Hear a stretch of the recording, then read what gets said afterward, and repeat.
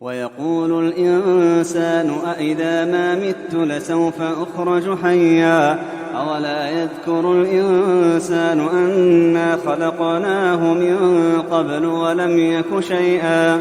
فوربك لنحشرنهم والشياطين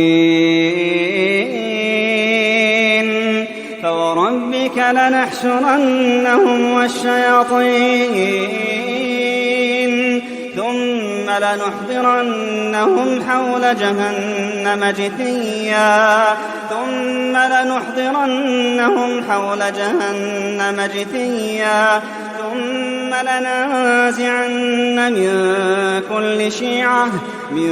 كل شيعة أيهم أشد على الرحمن عتيا ثم لنحن أعلم بالذين هم أولى بها صليا